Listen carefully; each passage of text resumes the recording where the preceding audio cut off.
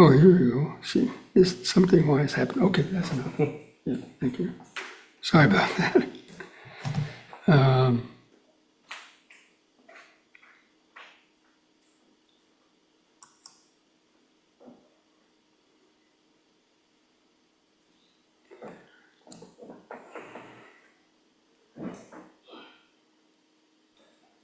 and in Florida, does the screen look a little fuzzy to you?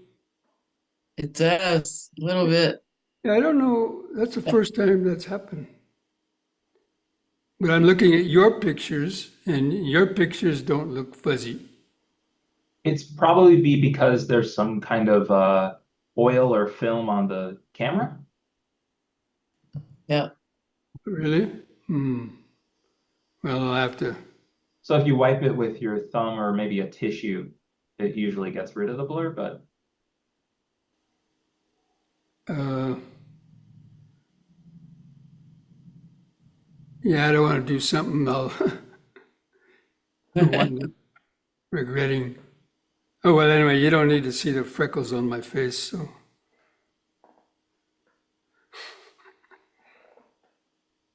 The words would have written. Okay, so we'll go ahead and start now with the reciting Namo Tassa and three refuges for those who like to join. Namo tassa bhagavato arahato samma sambuddhassa.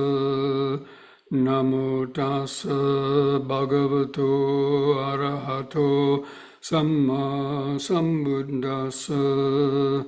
Namo tassa bhagavato arahato samma sambuddhassa.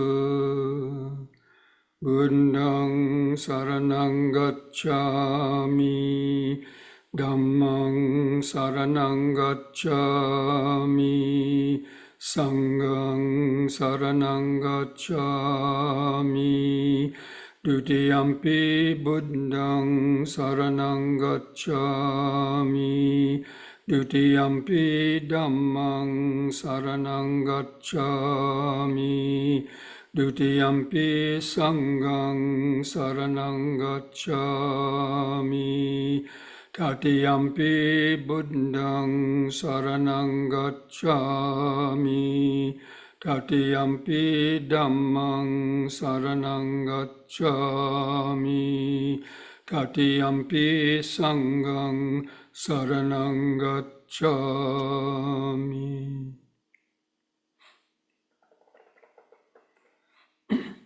So welcome, friends, to this Wednesday evening Dhamma discussion and meditation practice. So I hope that you are able to continue reading the article on the five aggregates, because we're going to continue to go over that in tonight's session. The last 2 weeks we've been going over that kind of the basic understanding of what the five aggregates are. And tonight we wanted to dive a little bit deeper into especially the aspect of consciousness. So I'm going to share the screen again. Hopefully I'll be able to get it back. Okay. So last week, we finished with going over some of these suttas, short suttas that the Buddha was explaining in about the five aggregates. And it's these sutras that I included here, these 4 or 5, although there's a lot more, that helped me in my first year that I was a young monk reading the sutras and meditating in Sri Lanka. And these were just such nice, kind of, these are things that the Buddha observed in his daily life, in 2,500 years ago. Just like this last one here, just as a dyer or a painter, with a smooth wall or canvas can reproduce the form of a man or a woman in every detail, basically out of just his memory, in all details. And so, and similarly, the untrained person, common person, who's unskilled in the Dhamma, keeps bringing sense objects into existence. That means through his attention and desire to them. They, get recreated in the mind, and he takes them to be real. The forms, the feelings, the perceptions, mental formations, and consciousness. And he remembers about their past, and then he projects them into the future with more desire or more ill will. And so it's due to his attention and the mental activity that's bringing these things, which he hasn't seen for years, brings them back into existence. So this is what you see in meditation. You can actually see this in a deep state of vipassana meditation. That's why the Buddha gave these suttas, It's really wonderful. Okay, so now this week, we want to go into the ego and desire. Now, the ego basically is the sense of a self, and it exhibits or it manifests as thoughts of I, me, or mine. These are called the trinity of ego consciousness or self-consciousness. We're always saying, I want this, I want that, I don't want this, I'm going there, or give it to me, look at me, or mine, mine, mine, mine. Almost every moment of our waking consciousness is driven by these thoughts, whatever work you're doing, or just sitting around your house, or whatever. All the thoughts about about doing something. So at its core, ignorance is the belief in clinging, believing that this I is something like a little atom in your consciousness that doesn't change, and it's a sense of self you were born with, or whatever you believe, God gave it to you, or there's all kind of beliefs about it, right? Especially in Christian teaching, where the person is just created at the time of birth, and God gives it that I consciousness, or whatever they believe. But that's not the belief in the Buddhist teaching. The Buddha saw through the illusion of that. Anyway, but because we believe it, and again, this arose at the time of the baby. So the baby, scientists don't look at this. A baby doesn't have ego consciousness. If God planted an ego consciousness in the baby, the minute it was born, it would jump out on the mother's stomach and say, look at me. I'm here again. Does it do that? No. And as we saw, it takes about 6 months from learning language and then coming into contact with pleasant feelings and painful feelings, the parents giving it a name, all calling it the name. Little by little, the brain starts to make all these connections, identifying this sound of little Johnny with this body that they keep looking at, the mother and father or the relatives. And then starting to learn language. And then whatever objects bring it pleasure, it has a label. Whatever brings it pain, it gives it a label. And all that is oriented around this budding, evolving sense of I. And that's really the way that we try to understand that.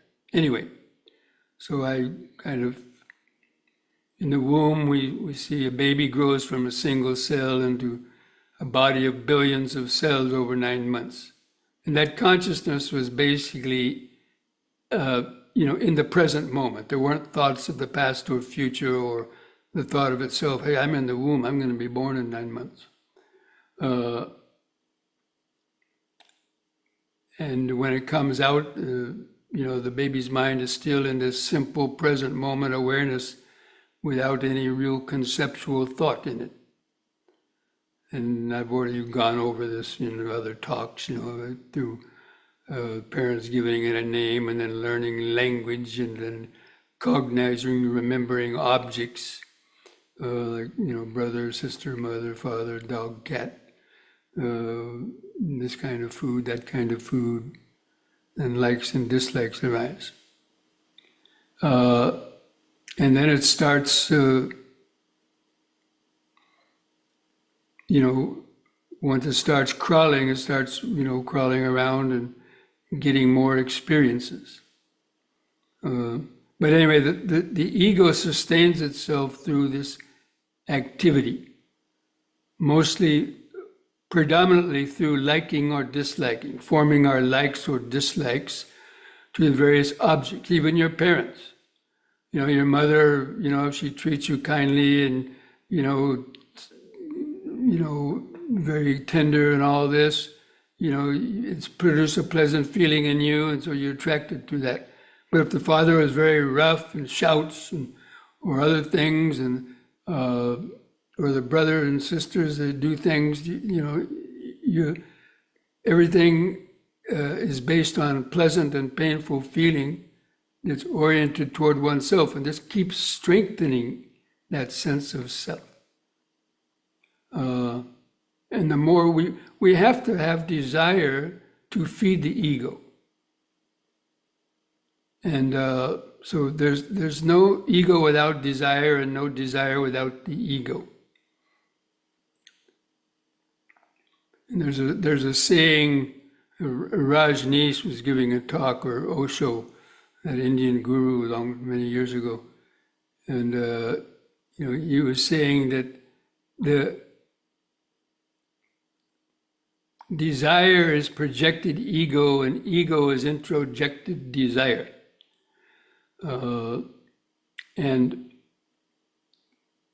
And that's why people that have big egos, they have to stop, they have to continue thinking and wanting.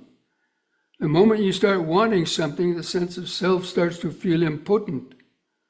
And that's scary for people with big egos. And so the ego needs to stay active, and it needs to do things that reinforce its sense of self in its own mind as well as in the mind of others, showing off to others, getting them whatever, a laugh or look at you, show-offs, that kind of thing, reinforcing our sense of self. And the ego consciousness arises as a resistance to impermanence, flowing through the senses. It means it doesn't want things to change. It tries to hold on to something or push away the painful feelings. So it doesn't want things to change with having a pleasant feeling. And if something causes that pleasant feeling to change in a painful feeling, like somebody insults you or causes you a stupid or some other name, that's threatening your sense of self. And so, you resist that. You want to get rid of that. And so the ego is strengthened both by, not wanting things to change and wanting things to, disappear that you don't like. Again, it's the pleasure-pain syndrome.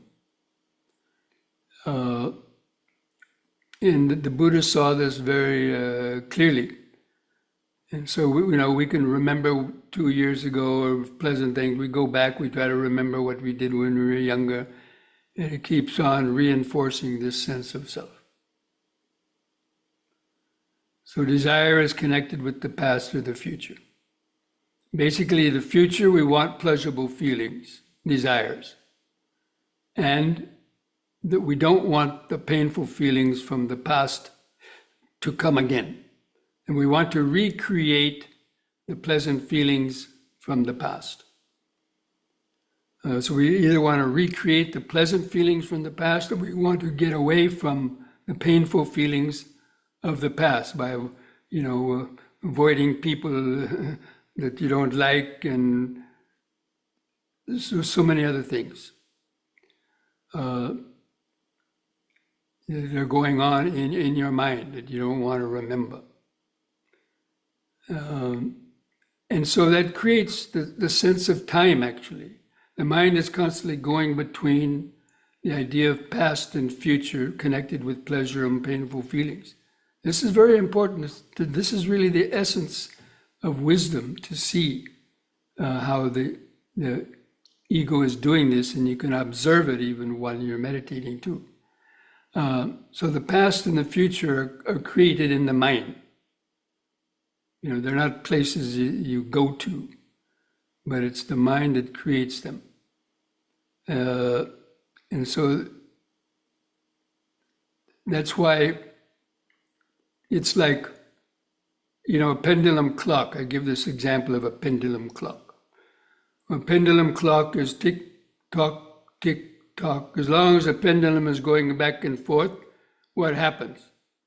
The minute dial on the clock keeps moving forward to the future, to the next minute, to the next hour, to the next day. Well, what happens when the tick tock, and then it stops in the middle? Time stops. So that's the basis of meditation. When we practice meditation, concentrating on an object in the present moment, like the breathing, or the sensations coming and going in the body, and you're able to hold your attention there in that present moment, the object of the present moment, then at some point when you attain the jhana, that sense of self starts to dissolve or get suppressed. It kind of gets suppressed because you have to think about the past or future in order for the sense of self to be there. So when you're not thinking in the past or future, when the mind attains concentration on the breathing and enters the present moment or the flow of the present moment awareness, that sense of self starts to dissolve. And that can be fearful for a lot of people. And it jerks them back into thinking, because it's almost like you're feeling that you're going to die, or the rug is being pulled out from underneath you, because your whole sense of your existence is based on our memories of ourself in the past or the future. So this is really the essence of vipassana meditation. The ordinary mind is usually absorbed in the external world, caught in its thoughts, worries, fears, greed, and so on. I hope you're able to read all this. So the Buddha was like a scientist. He wanted to find the deepest source of suffering, originating deep within the mind. Usually when people say, what's the cause of your suffering? That person the cause of their suffering. This politician is the cause of my suffering. Or that person said to me, somebody tried to cheat me, rob me. So we're blaming, the average person blames their problems usually on the external world. But that's sort of the superficial causes of suffering. The Buddha wanted to find the deepest source of suffering within the mind, and then this next little dialogue of the Buddha, I'm not going to repeat the whole thing, but the Deva, I've given this in talks before, the Deva wanted to know by traveling if one could reach the end of the world, where one is not born, not aged, or die, or is reborn. And the Buddha replied, basically, one cannot get there by traveling. But without reaching the end of the world, there's no reaching the end of suffering. And that's when he said this very important statement. It's in this very physical body endowed with perception and the mind, the five aggregates, that he makes known the world, the beginning of the world, the end of the world, and the way leading to the end of the world. So the Buddha used his laboratory and the powers of mindfulness and concentration to direct his attention inwardly. So he was like a scientist. A scientist goes into the laboratory and looks down a microscope, right? So they want to find a cure of disease. cure for cancer or some other disease. So they put a drop of blood or a little skin cell or some biopsy thing under a microscope, and then he gets underneath the skin and starts seeing cells and how they interact. And then he turns up the power of the microscope more, and he sees that the cells are just comprised of all these different molecules. The molecules perform their own functions. He keeps on, by attaining the first jhana, second jhana, third jhana, fourth jhana, that's like turning up the power of the microscope stronger and higher and higher and higher. Or by developing the vipassana jhana, the vipassana awareness, the four foundations of mindfulness, you start to see these subtle mental processes of feeling, perception, mental activities, and consciousness. And how the mind is creating our world, our idea of the world at each moment. And so the four foundations of mindfulness are the way that the Buddha taught for redirecting the mind on the inward obstacle course through the five aggregates to reconnect with the natural pure awareness that's beyond ego consciousness and the end of suffering. So the five aggregates are sort of like an obstacle course. When you sit down, so the physical forms are the first thing. You have to sit down and close your eyes, but no, you want to keep looking at different things, or you're looking at your body, or your body starts giving pains and so on. You have to deal with the hindrances. But especially the physical pains. But if you can get beyond that, then you start to more clearly see the feelings that are arising, the painful feelings and the pleasant feelings, and how those are really just kind of vibrations of cellular vibrations, molecular vibrations, and so on. All these feelings are generated by the sound, sight, smell, touch, taste, vibrations that are coming through the nervous system, which then create perception. And you start to identify those feelings as being, oh, a pain in my knee, that's a perception. Mosquito landing on me, that's a perception. Somebody talking, that's a perception. But basically those were just vibrations running through the nervous system to the mind, but then because of memory, it pulls out these perceptions, and we take those objects then to be kind of real objects, and we don't see how they're recreated, like the painter recreating this idea of somebody who insulted you last week. It was a whole week ago. You're sitting in meditation, all of a sudden this thing arises in your mind.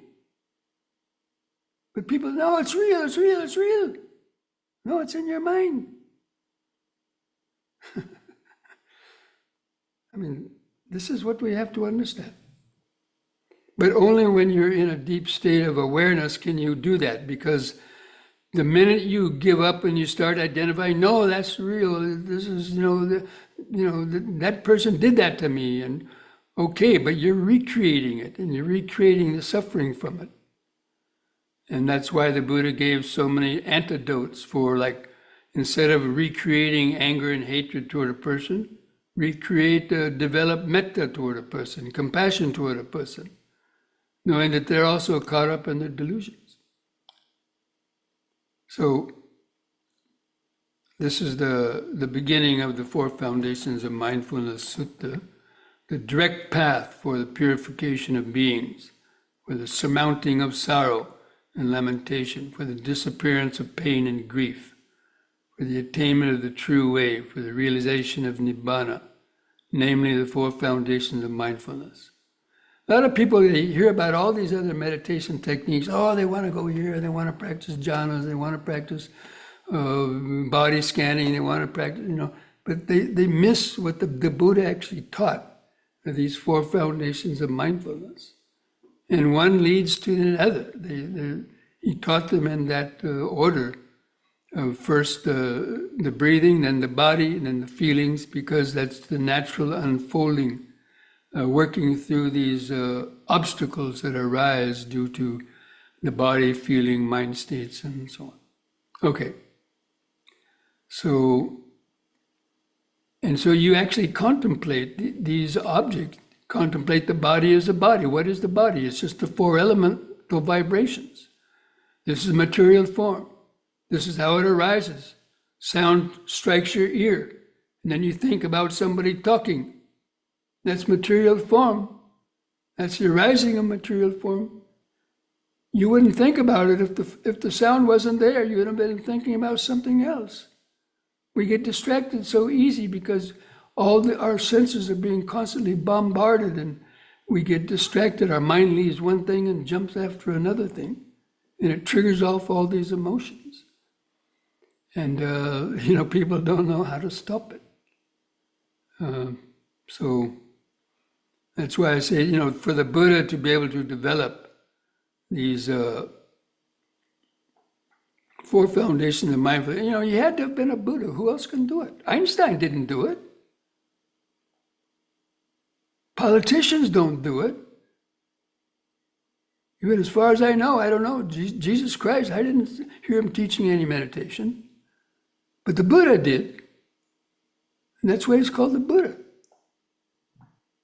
And he gave the guarantee, the Buddha's guarantee. If anyone should develop these four foundations of mindfulness in such a way for 7 days, that means spending 7 days and nights without any interruption in their concentration, or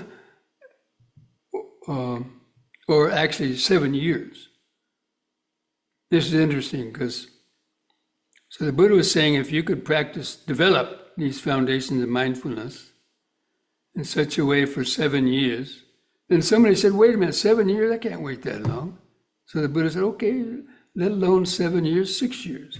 Then somebody else said, I can't wait 6 years. And he said, okay, 5. Kept on going like that. 4, 3, 2, 1, let alone 1 year, 7 months, 6 months, 5, 4, 3, 2, 1 month, half a month. Let alone if anyone should develop these four foundations of mindfulness in such a way for 7 days, one of two fruits could be expected.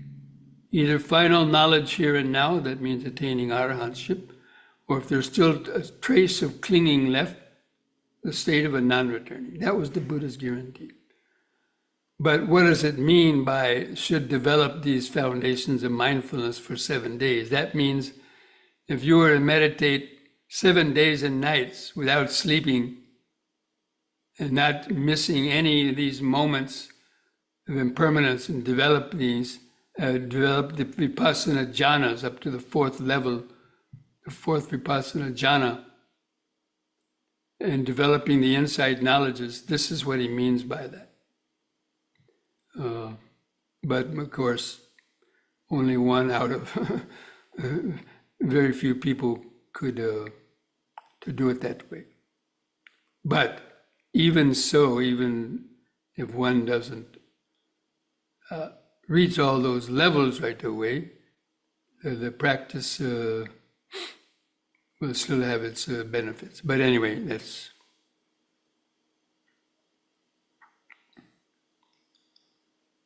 Now, a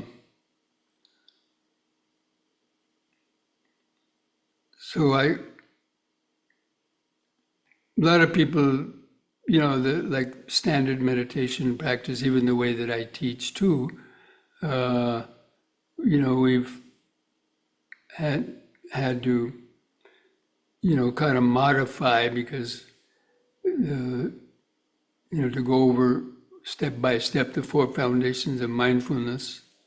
It is the way, but you can kind of do that in other ways. So, but using the body and breathing and overcoming the hindrances. And that's why you need to practice either the mindfulness of breathing or mindfulness of the posture to overcome the hindrances first and become centered and grounded in the present moment of the body. And if you can do that, that is mindfulness of the body. That's how you can practice mindfulness of the body without going through all the 32 body parts and other complicated visualizations that some teachers have you might do. If one could just develop that the mindfulness of breathing, as well as getting the mind to be centered in the body, develop detachment to the body, and then tuning into the flow of present moment experience, then that is the basic Vipassana, kind of condensed Vipassana method. Because without attaining the state of jhana, it's going to be difficult to detach from the pleasant and painful feelings that arise. So the concentration on the breathing and to let the five hindrances going down, and one is no longer disturbed by those things.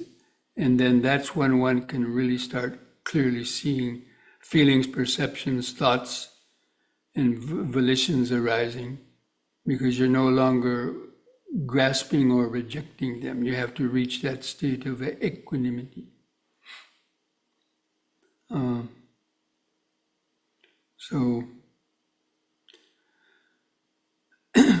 in the five aggregates, we can kind of detach ourselves from the body, because we all know that the body's going to die when at a certain age of various diseases.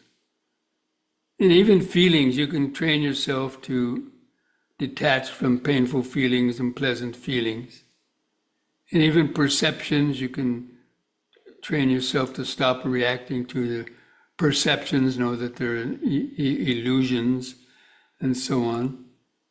But you can even let go of your thoughts, but then it gets down to the deepest source. The sense of a self will still be there. The sense of, oh, I'm a good meditator.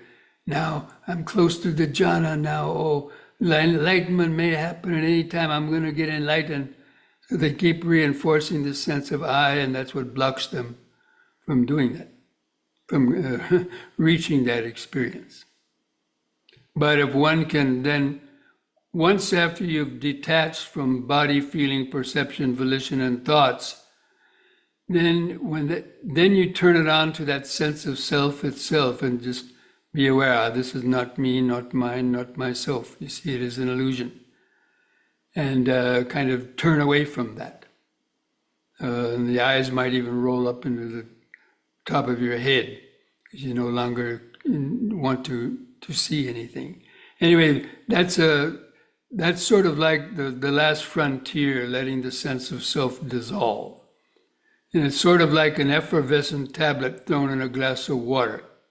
Okay, let's take an Alka-Seltzer tablet or vitamin C tablets, right? These tablets you get in the pharmacy. Throw them in water, and they're about the size of a quarter or a nickel. And they're hard, but you throw it in the water and they start fizzing. Zzz.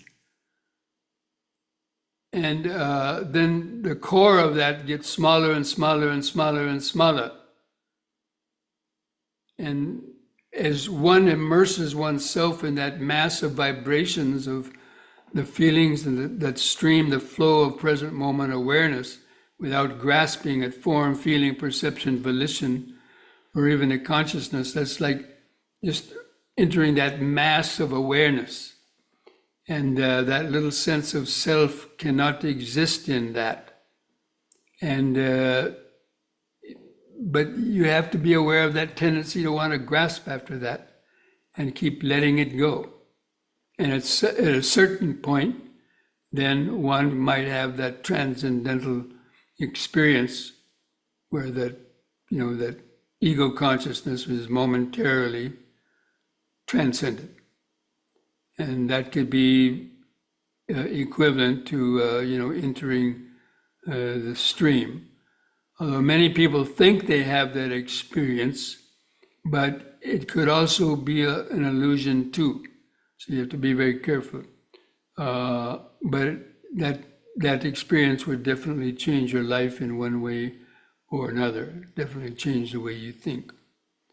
So anyway, that is how the Buddha, used these five aggregates. And so diving down to the deepest source of suffering is how the sense of self has been created through the attachment and identification with form, feeling, perception, volition, and the consciousness. And that is because of ignorance, believing what other people have told you about it, not thinking for yourself. And so every time you meditate, you should have the idea of yourself being a scientist. And this body is the laboratory. And the development of concentration and insight is the microscope. As you develop deeper levels of concentration and awareness, it's like turning up the power of the microscope. Okay, friends, so basically, that's what I wanted to go over with you. And I hope that you were able to read the rest of that. Or if you haven't, try to do that. Because you have to be able to talk yourself through this, even when you meditate. People get overwhelmed in their thoughts because they don't know how to think properly. They don't know how to think about the Dhamma. So thinking about the Dhamma is a good kind of thinking. It's better than thinking about the person you want to get even with, that stole money from you or lied about you or whatever. Think about the Dhamma. The more you think about it, the more it sticks in your mind and it goes into the intuitive level of the unconscious mind to help you, be able to meditate, more easily. Okay, friends. So I'm going to stop sharing this. How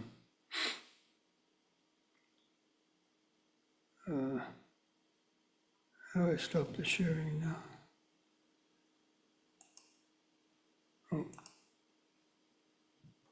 I already stopped the sharing. Okay. Okay, let's see if there are nothing has come up in the chats here.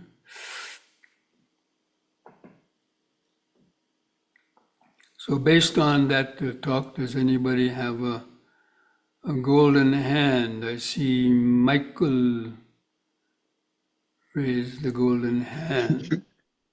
Hi, Bhante. Michael, hi. How are you? I'm well, and I hope you are too. I have several questions to ask, and I hope they'll be a benefit to everyone as well as me. So I realize that the five aggregates can be viewed as the self.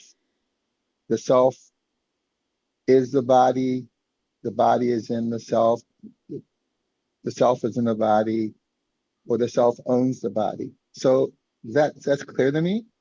In your discussion, you asked, you stated he wanted to find the deepest source of suffering originating deep in the mind. And I thought of ignorance. And the reason I thought ignorance would be the choice is because it's the first listed in dependent origination. And it loops back to the taints, which ignorance is also there. And it is also the last of the 10 fetters to reach nirvana. So could you explain why, or at least give me an idea why ignorance would not be considered the deepest source of suffering rather than... It is, absolutely. It is the deepest source of suffering. Oh, I thought you said the self. But I know the self that is ignorance. The self is ignorance. Believing in the self is the deepest level of ignorance. Oh, okay. Now I understand. Okay. Because it arises in the cells. The electrons even have awareness. The electrons is electricity, but they also produce awareness. People don't know that. Scientists don't even know it, but yogis know it. But then we've as I mentioned, the baby has that awareness. Everybody has that awareness, but because of ignorance, they've learned it when they were born. They got a name, and especially in these countries, everybody has to believe in it. They grow up with that. They have no choice. But that is the deepest source of ignorance. And Okay. believing that the world is here for our enjoyment, that's a secondary source of ignorance or the suffering. But yes, Okay. Yes. Oh, you clarified that perfectly. Thank you. And okay. above that, you mentioned the mind's deepest habitual activity. What is the mind's deepest habitual activity? And again, I know the mind consists of, some people say the mind is and consciousness are the same thing. And the mind consists of um, uh, vana, vanana, moha, and citta. So, I'm clear on those, but what is its deepest habitual activity? Thinking Thinking. about self, about desire and aversion. Everything revolves around pleasurable feeling, painful feeling. Hmm. How can I get pleasurable feeling and get away from painful feeling? When you're in our meditation coming up shortly, I want you to count how many times you wanted to move your body because of a painful feeling. So you're experiencing an unpleasant feeling, and the desire is, I don't want that in the future. So you change your posture, or you scratch an itch, or whatever. You go like this, whatever. Every single body movement is based on, some kind of a pleasant or painful. The whole world evolves around that, and it's connected to past and future. That is the main activity of the mind. Thinking of self. Think about pleasure and pain. Hmm. Okay. The desire to get more pleasure and how to stay away from pain. Okay. Um, Check it up in your daily life. How many hundreds or 1,000 times people are going through that process and they don't even know it because it's happening on even very, unconscious levels. okay. Two questions left. Um, and in your handout, you stated when there is no contact or when a sense organ is impaired, corresponding consciousness does not arise because it's empty of an independent nature and depends on contact, feeling, perception, and memory. Yes, I agree that's true. But when one has rebirth consciousness, contact, feeling, perception, and memory no longer exist, but there still is consciousness. Well, there's contact in other ways. When people have a near-death experience, they people have told what happened, when they drowned for a couple minutes or they died on the operating table and they thought they were going to heaven. So they're having a different kind of contact. Even when the mind leaves the body, it's having contact with immaterial levels. Like it's attracted to the sign of rebirth. When the mind leaves the body, it's usually attracted to a sign of destiny, what's called gati nimitta. Oh, nimitta. And that's a perception. That's an object. That's a contact. Okay. Last one. And this is pretty simple. I mean, but I really got hung up in it. Um, on the first page where it states that far and near, I'm sorry, and what bhikkhus are the five advocates subject to clinging, whatever form there is, whether past, future, or present, internal or external, gross or subtle, inferior or superior, far and near, that is tainted, that can be clung to. And I got really absorbed in the word tainted because I didn't realize, or I didn't know whether or not they were referring to the four taints or the three taints or defilements in Just general. defilements in general, Great, great. attachment or aversions. Hmm. Thank you, Bhante. You've been very gracious. I appreciate you letting me ask the questions. You're welcome. I mean, that's that Buddha praised that, that people that ask questions, in the next life, they'll gain more intelligence. Okay, thank you very much. Okay. Okay, friends. So if that didn't stimulate any other questions, then, oh, Jacques, I see a golden hand. You have a question? Yes. I'm trying to figure out this does relate to the readings, but it's sort of a broader question of how to deal with intense pains that I feel, right, as I'm meditating. Um, there's a part of me that can understand that this maybe is part of the five. This is right. In other words, these intense, painful feelings are from the five aggregates. They're arising as body Dukkha sensations, Vedana, and yes. then I'm layering, its form, its feeling. Right. This is unpleasurable. It's perception. I have to get out of it. Right. Like so, I'm sort of seeing that, but I'm not able to sit in uh, the pocket, as it were. Like I'm reaching a point lately where I'm in my meditations, I'm hitting this kind of pain wall. And the question is, how do I use the understanding of the five aggregates to overcome it? Because there's a sense of like I could tough it out, right? This sort of like, but then there's a sense in which I should be engaging. Yeah, see, the sense of I is there. You keep on saying the sense of I. As long as you keep repeating that, then that's the problem. Okay, thank you. You have to see that there's no I that this is happening to. It's an illusion. Use that as a focus of one of your meditations. Thank you. But it takes a great deal. That's why if you can reach the state of a jhana, it will help you endure that pain a lot easier, and then to be able to do that more effectively. So that's pain is a big hindrance.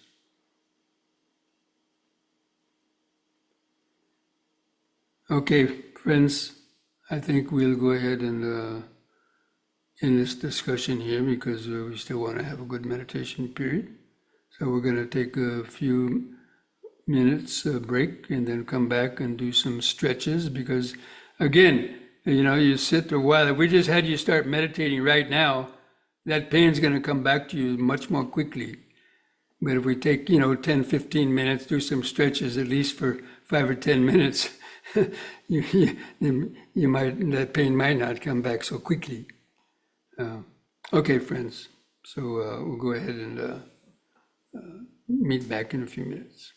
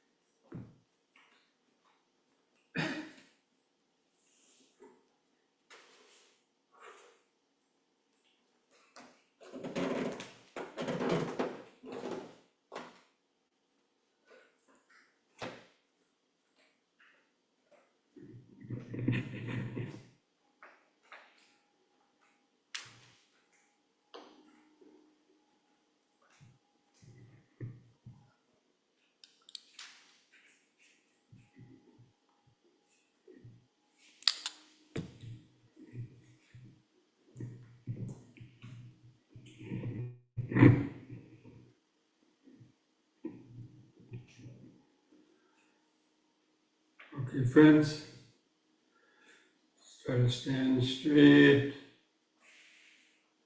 Relax your shoulders and arms at the sides. Gently close your eyes. Feel the feet pressing the floor. Try to feel the height and the weight of the body over the feet. If you can, try to feel that outline of the standing body. Sense of your head on top, arms at the sides, clothing touching the skin, feet pressing the floor. Just remember the present moment of standing. Then begin some deep, slow breathing. Try to do the three-part breathing, drawing the air from the lower lung up to the middle rib cage into the upper chest, and hold the air in the lungs 2 or 3 seconds. Then slowly breathe out and feel the last bit of air go out of the lungs. Take several more deep, slow breaths like that, developing this mindfulness. Breathing in, letting go of the past and future. Hold the breath. Breathing out, standing here and now. Feel the last bit of air go out. Breathing in, letting go of the past and future. Breathing out, standing here and now. Breathing in, feeling the whole body.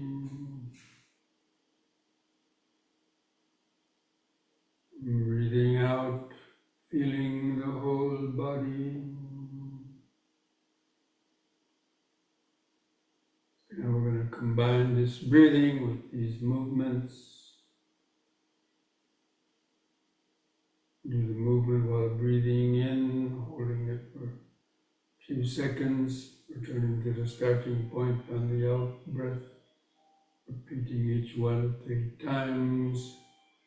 The whole time is trying to feel the sensations being generated by stretching and breathing, letting go of your thoughts.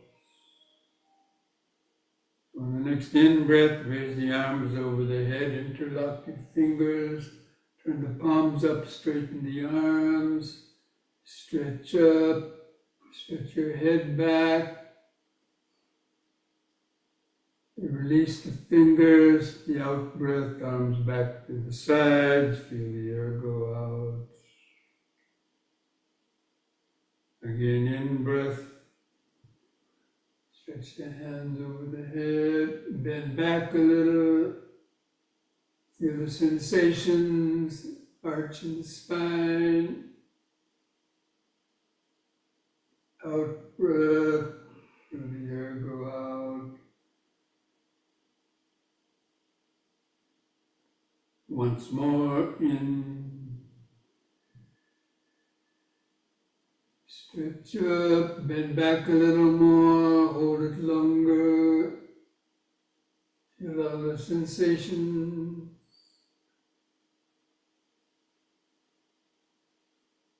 Out breath.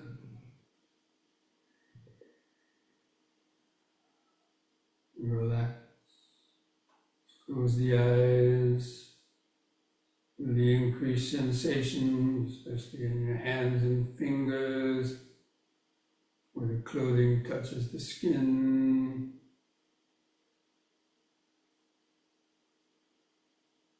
You hold that outline of the body in the mind's eye.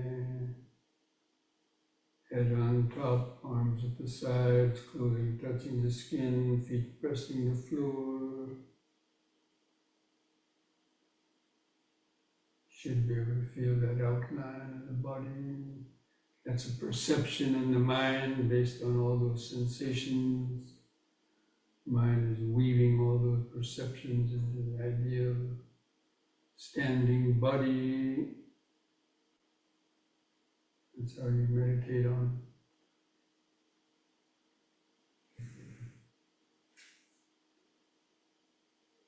Okay, on the next in breath, lift up on the balls of the feet while raising the arms over the head in this way, facing the hands toward each other, 5 inches apart. Stretch up. Out breath, come back down. Feel the air go out as the arms come down. Use the in breath to help lift up the body, like blowing up a helium balloon. Strip out.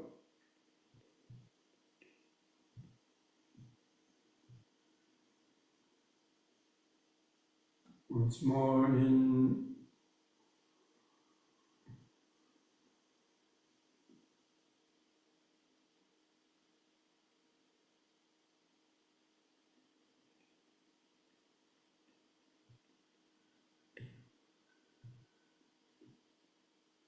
Relax.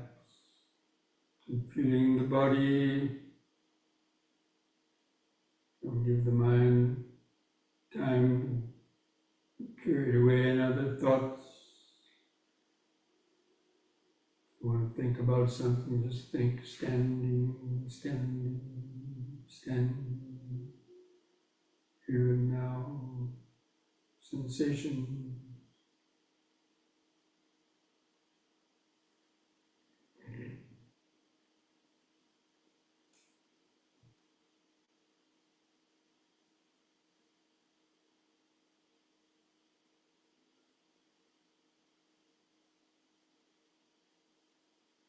Letting go of your thoughts.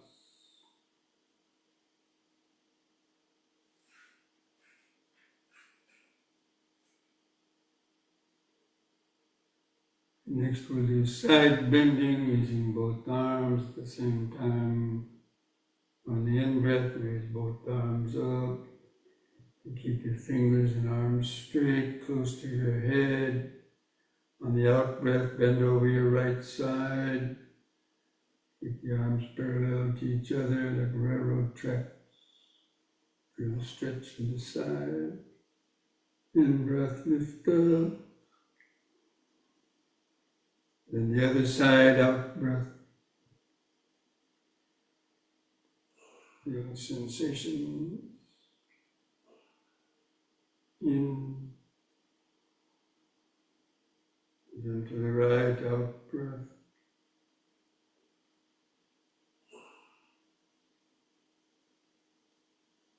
In. You feel the clothing touching the skin as well as the other sensations of the stretched muscles in the joint. Once more to each side.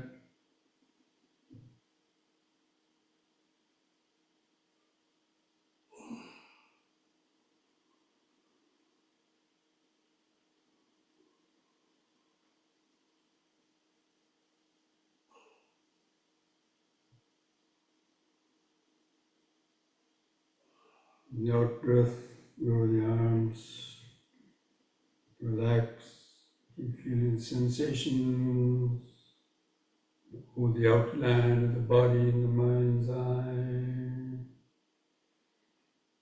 Body-centered awareness is the first stage of deeper meditation.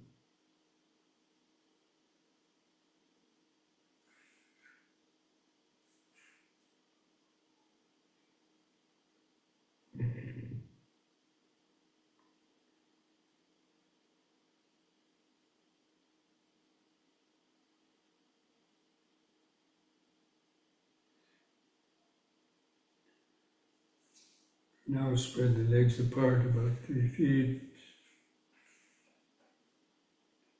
You're twisting from right to left, holding the arms out to the sides. Breathe in. Out breath, twist to the right. Keep your eyes focused on the hand going back.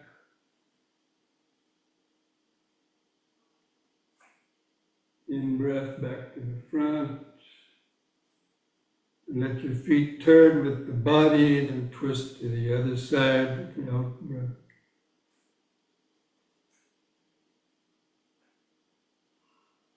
In, out,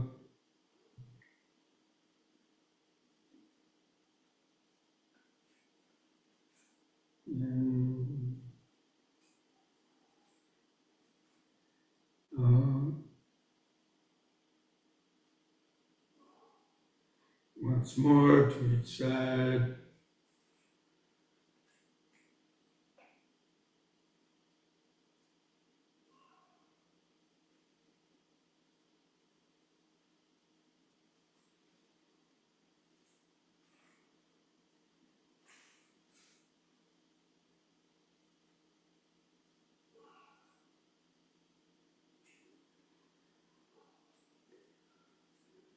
Out breath, relax.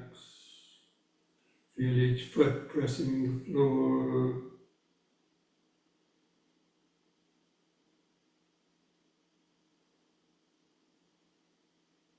Feel the arms and hands hanging at the sides. The pulsations in the fingers. The clothing touching the skin. The more sensations you can notice, the less chance for your mind to get carried away in other thoughts. Where the body is always here is the best object for developing present moment concentration.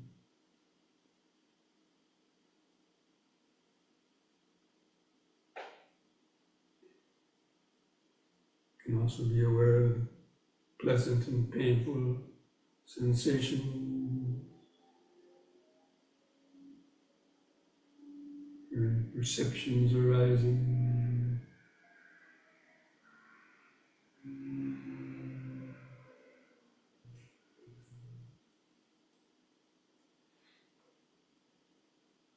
Now place the hands together at the chest. The in-breath, hands over the head.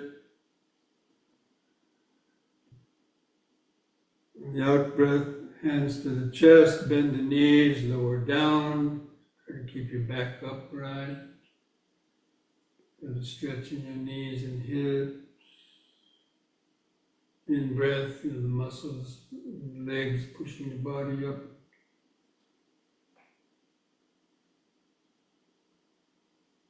Out, try to come down a little further.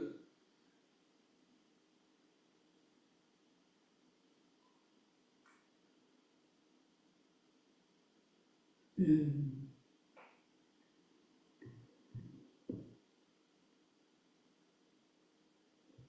Out.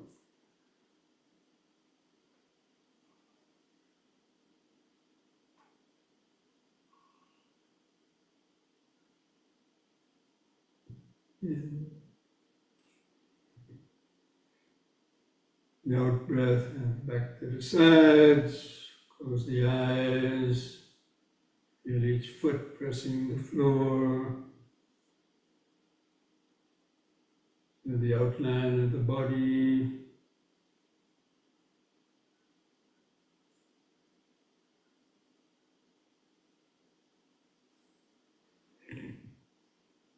Outline of the body is a perception, mental memory of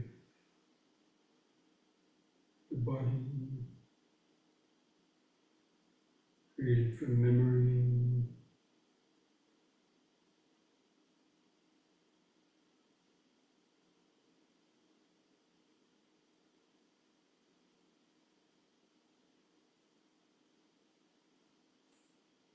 You can now do the forward and backward bending, keeping the legs apart, like you try to spread your legs and feet wider apart. Breathe in. On the out breath, bend forward, keep the head lifted up, the legs straight, let your hands come down to the kneecaps, and flatten the spine, keeping the legs and the arms straight. In breath, lift up, and move the hands under the buttocks for support, and then let the head go back. The out breath, gently bend back, keep the eyes open. Feel the arch of the spine, be careful. In breath, lift up. You were shaking. And the second time, let the hands come below your knees. Feel the extra stretch in the leg muscles, the back of the leg. Do keep the head up. Let the little bones in the lower spine stretch out. Feel the sensation. In breath, lift up. Again, the back bend, just be careful. Out breath.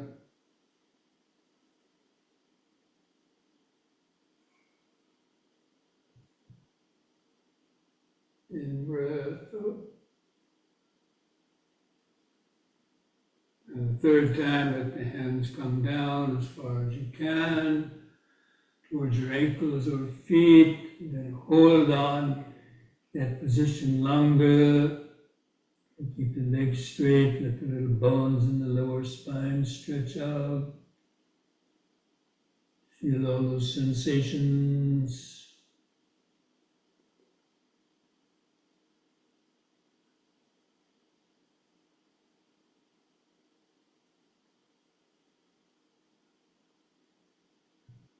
And begin lifting up. Careful. Once more, the back bend, out breath.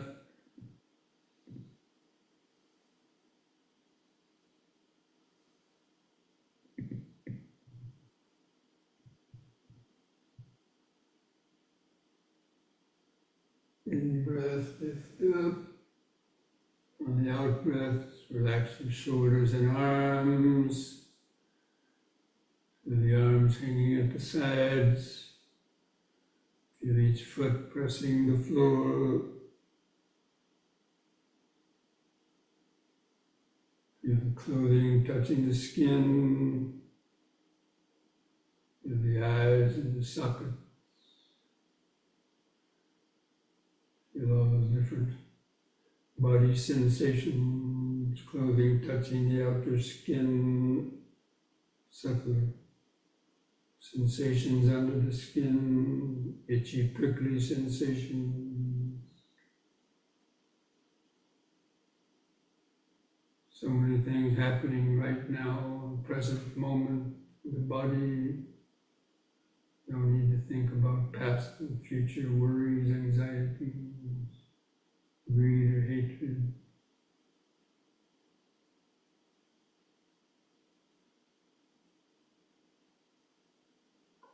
This body is the anchor to the present moment awareness. It's the secret to success.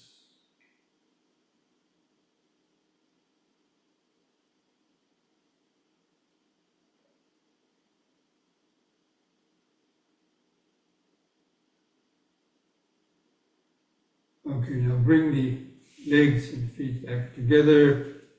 It's one last simple exercise, turning the head from right to left. Standing straight, keep the chin lifted up. On the in-breath, turn the head to the right. Look over your right shoulder, feel the twist in the neck, sensation. The out-breath, turn the head all the way back to the left.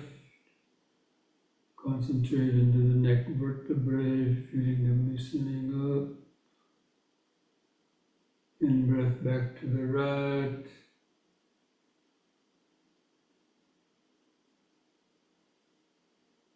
Out left.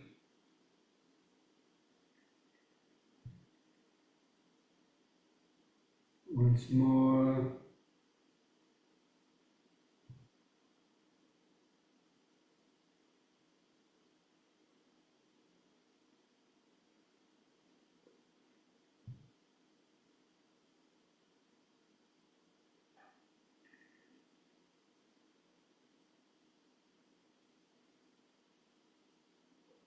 Keep feeling the whole body, the outline of the body, as though you're standing on a vibrating machine, feeling all those vibrations, nervous system vibrations caused by the cellular interactions, electromagnetic energy running through the nervous system.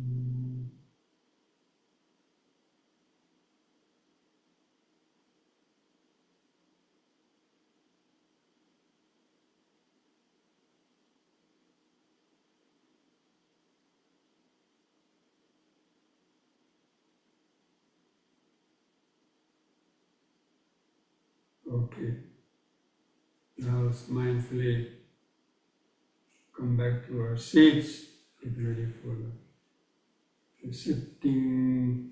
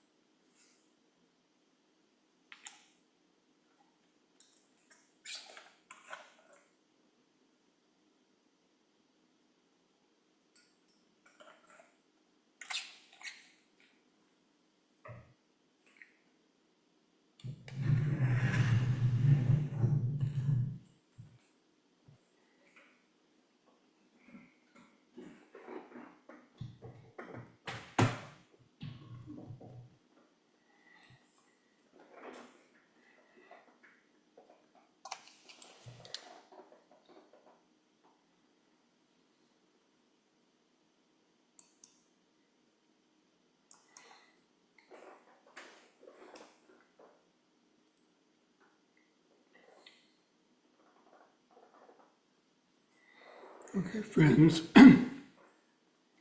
just get comfortable in the sitting posture.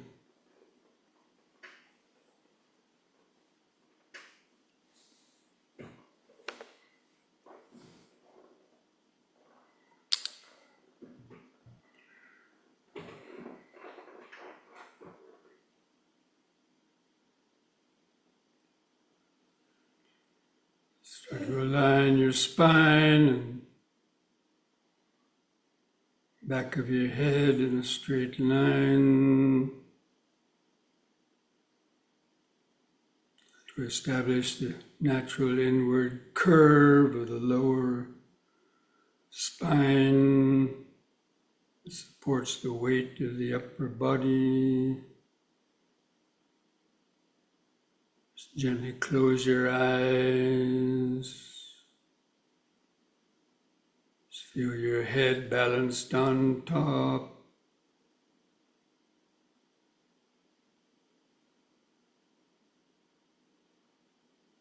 Feel your eyes in the sockets. Try to hold that outline of the body in the mind's eye. Sense of the head on top, the arms at the sides, hands touching together, clothing touching the skin. Feel the way the knees are bent and the feet tucked underneath.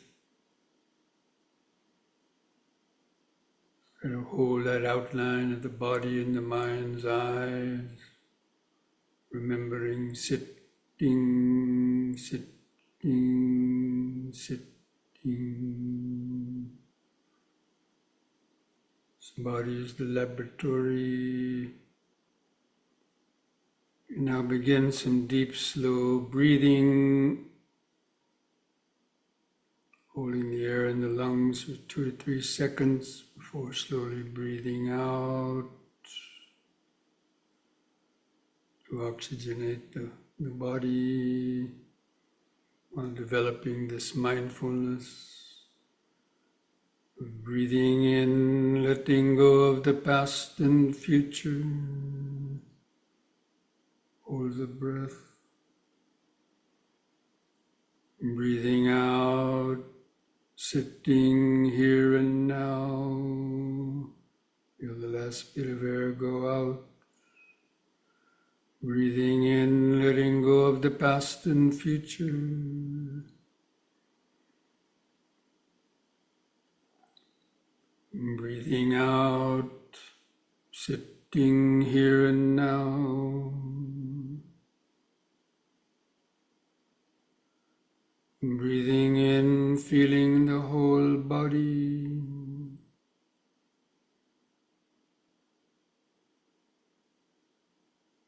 Breathing out, feeling the whole body. Now we're going to try counting our breaths from 1 to 10. Develop a more continuous concentration on the breathing. I'll do the counting for you. Just try to follow that with your breathing and concentration. So with the next expanding in breath, mentally count to 1. Hold the breath in a second. And with the contracting out breath, also count to 1. Feel the last bit of air go out. The next in breath, 2.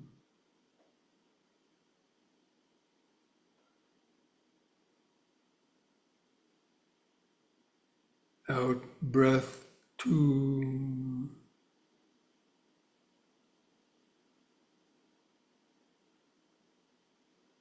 In 3.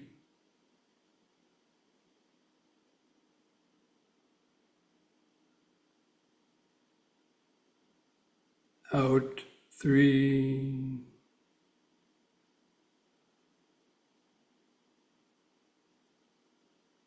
In 4.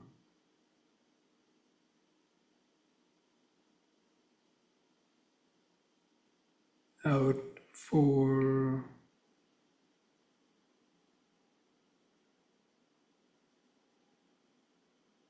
In 5.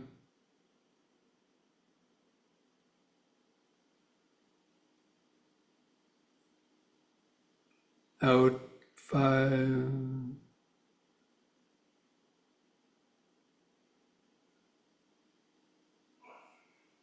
In 6.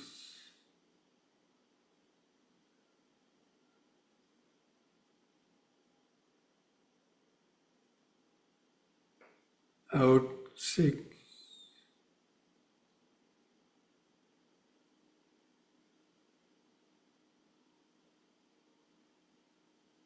In 7.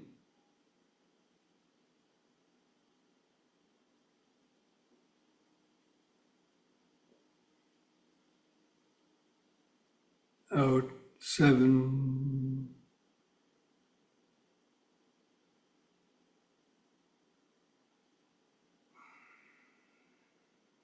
In 8.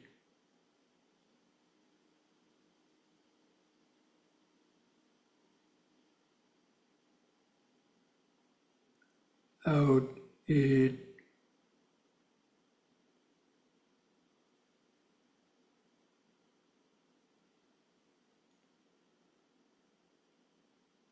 In 9,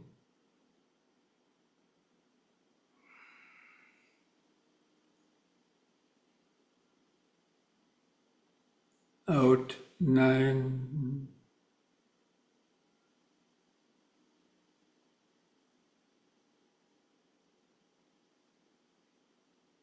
in 10,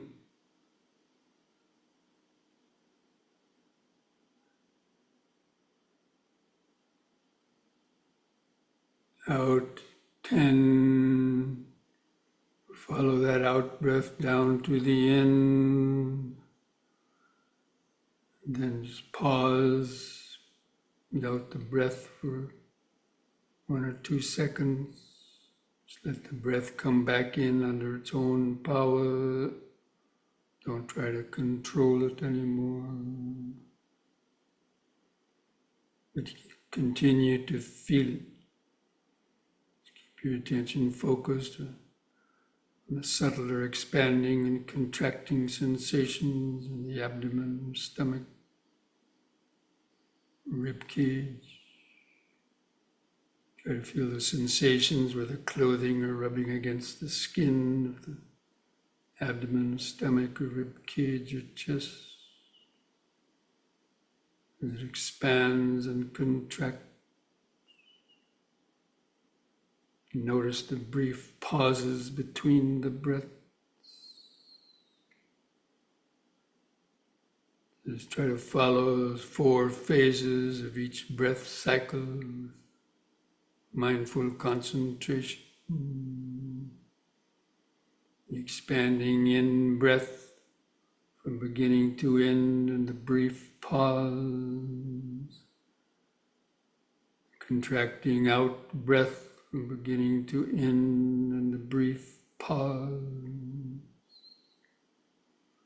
During the brief pauses, feel the outline of the sitting body, its present moment vibration.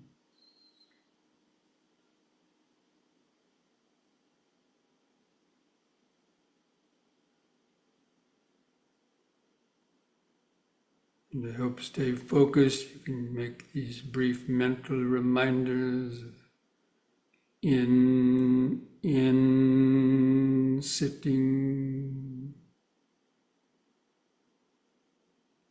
out, sitting, just over and over and over again. Sitting, breathing body.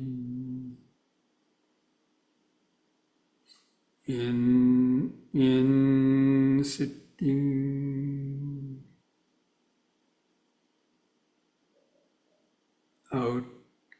Out, sitting. Breath by breath, moment by moment. Just letting go of your thoughts. Try to hold the outline of the sitting body in the mind's eye. Or letting go of the thoughts moving through the back of the mind.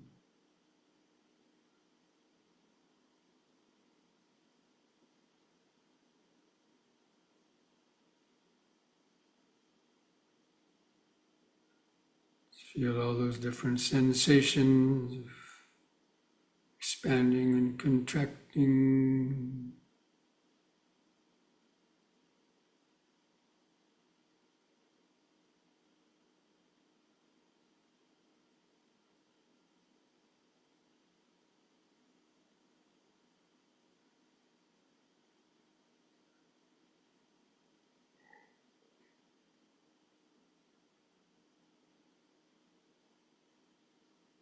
If you still have lots of thoughts, you can combine this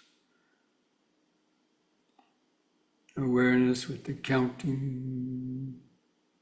See if you can count 10 breaths in a row without the mind getting lost in thoughts or going to sleep.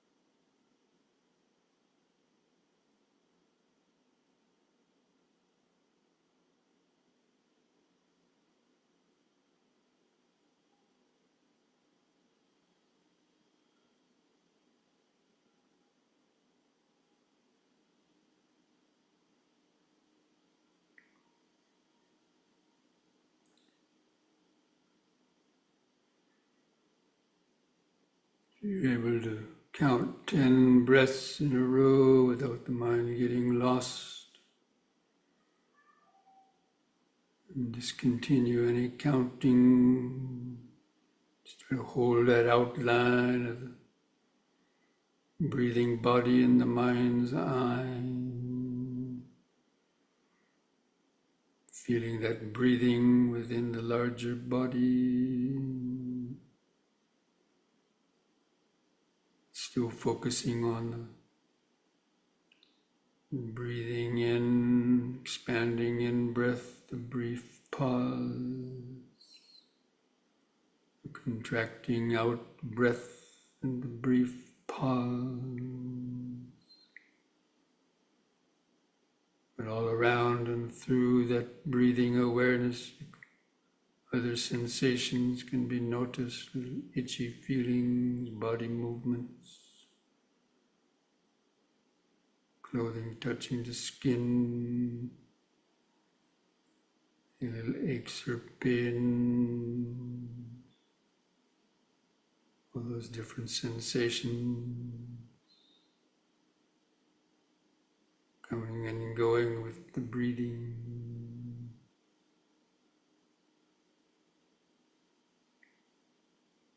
And try to notice how each breath is different. Sometimes it's longer, sometimes it's shorter. Sometimes you feel the breathing more in the abdomen, sometimes you feel it more in the rib cage or chest. It's always changing.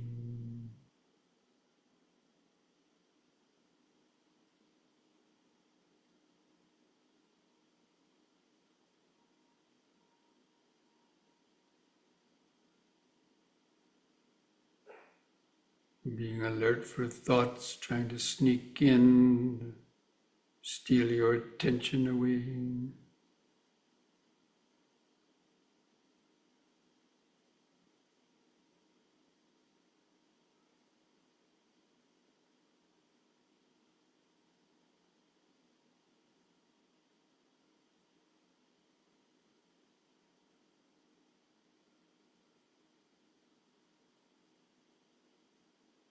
If you can't feel the breathing easily, or do some more deeper, slower breathing to feel those more prominent expanding and contracting sensations.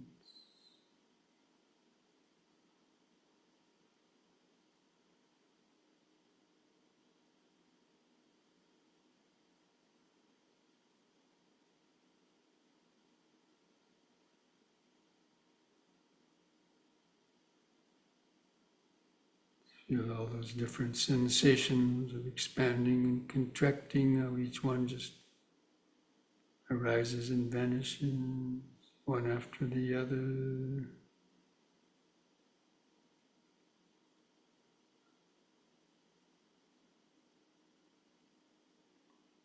It's observing impermanence.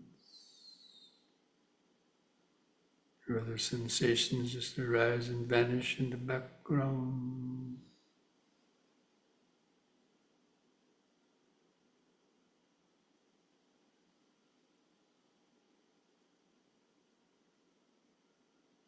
You might feel the heartbeat or blood pulsing.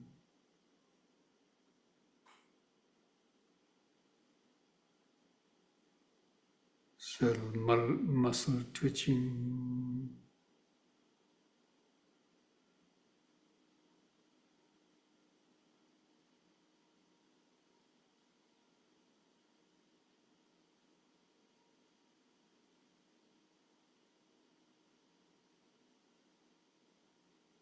You can be like a scientist looking down through a microscope, observing an experiment. Experiment with this breathing body, different sensations coming and going. pleasant feelings, unpleasant feelings. If the mind identifies something, it's a perception.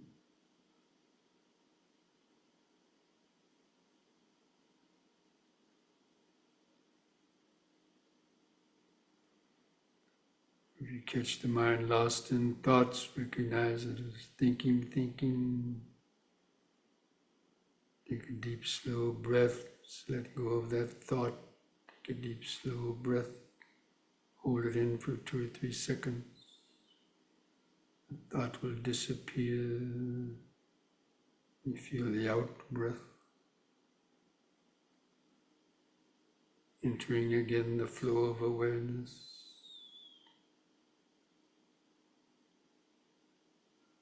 Breath by breath. Moment by moment.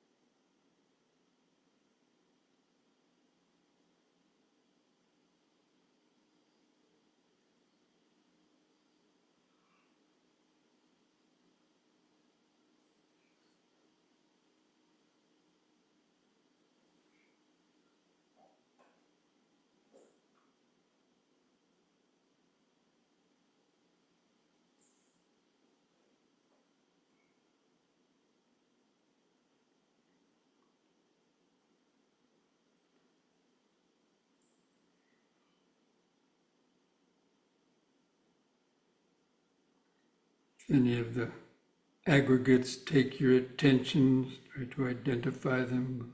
This is material form, this is feeling, this is perception, that's thinking, that's ego consciousness. Identifying them as such will help the mind let go of them.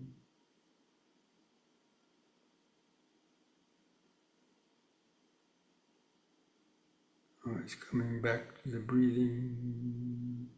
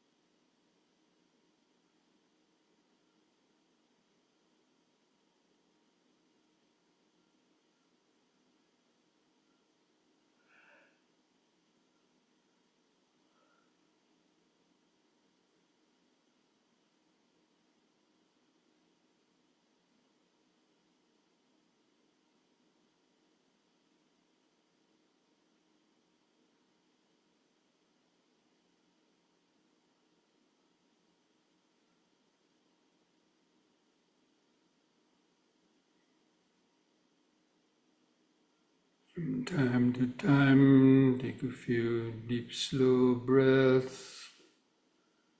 Help stay centered, awake in the body.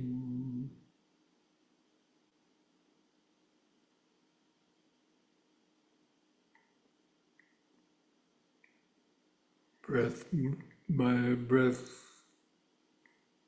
moment by moment, observing sensations, perceptions, thoughts, sounds, coming and going, through this breathing body awareness, centered awareness.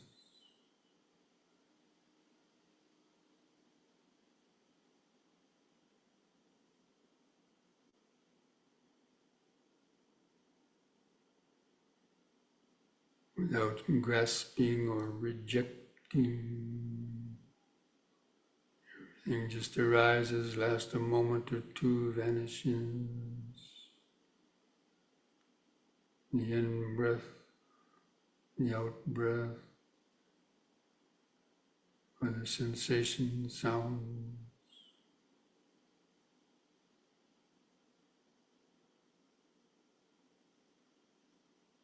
Just opening up to that constant flow of awareness.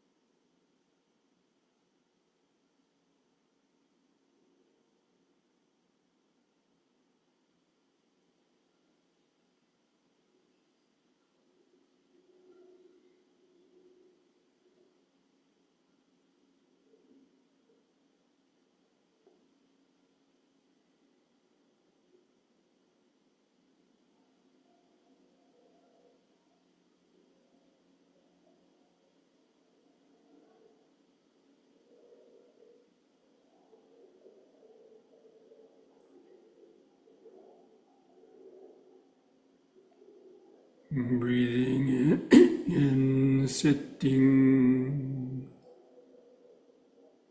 breathing out, sitting. So many different sensations come and go, sounds come and go, pleasant, painful feelings come and go, perceptions, thoughts of I, me, and mine come and go. These are all just a continuous flow of impermanence of the five aggregates in their nature of constant change due to the power of accumulated karma and ignorance. Mind goes on, caught in between pleasure and pain, the past and future.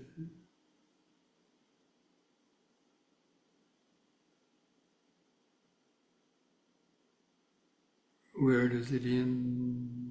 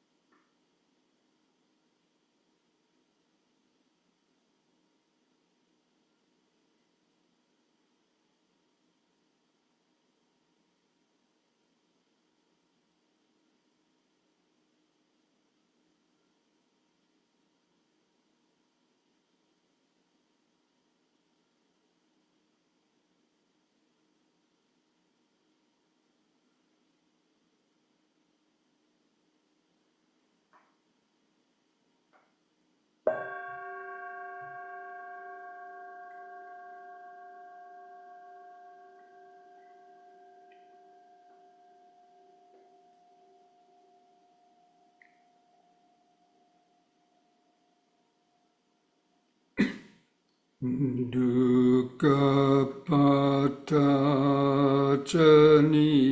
dukkha bhaya patacani bhaya sokha patacani sokha hontu sabbe pipanino.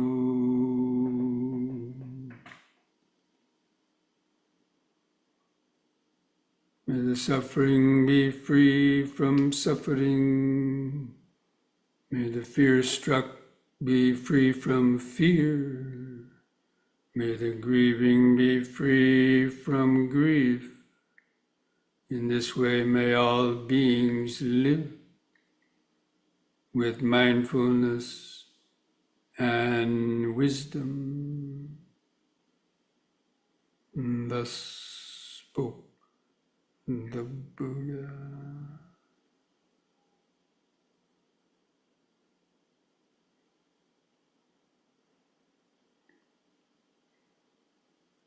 I invite you to join in chanting the word sadhu 3 times slowly. We do that chanting on a loud, long out breath.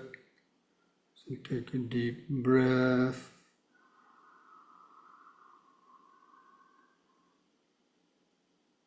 Sadhu.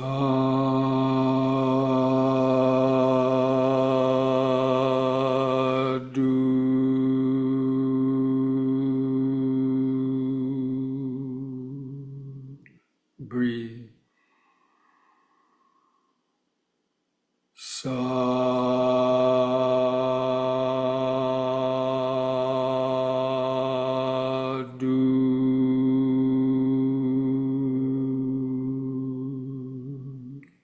Breathe.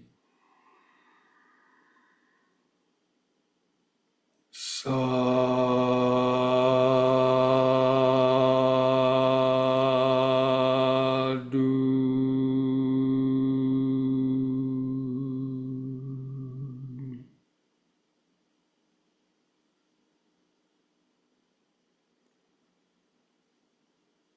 Now mindfully place your hands at the edge of your knees.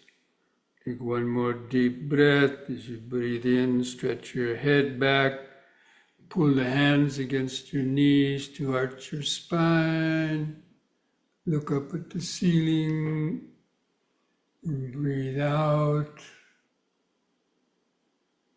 And breathe in, lift the head up. And on an out breath, press the chin to the top of the chest to stretch the neck vertebrae.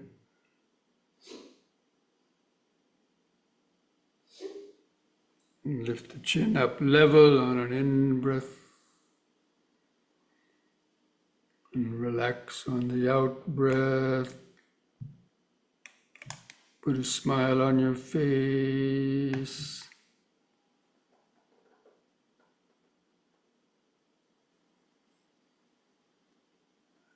Okay, friends, so this brings our evening Dhamma discussion and meditation to an end. I hope you're able to have some periods of some good concentration, awareness, some insights into the nature of the mind, how the aggregates interact. It's part of that contemplating the Dhamma, developing that wisdom helps you to be able to stay focused and gain deeper insights. Okay, so try to reread that article again this week and meditate on that 5 aggregates. But again, using the first getting centered, grounded in the breathing body, then opening up to that flow of impermanence. And come prepared to ask any questions about any of this, your experiences next week. Okay, so until then, be well, be safe, be mindful, be wise. Mindfulness a day keeps dukkha away. And Namo Buddhaya. Namo Yeah. Buddhaya. Namo Buddhaya. Thank you, Bhante. Namo Buddhaya. You're welcome.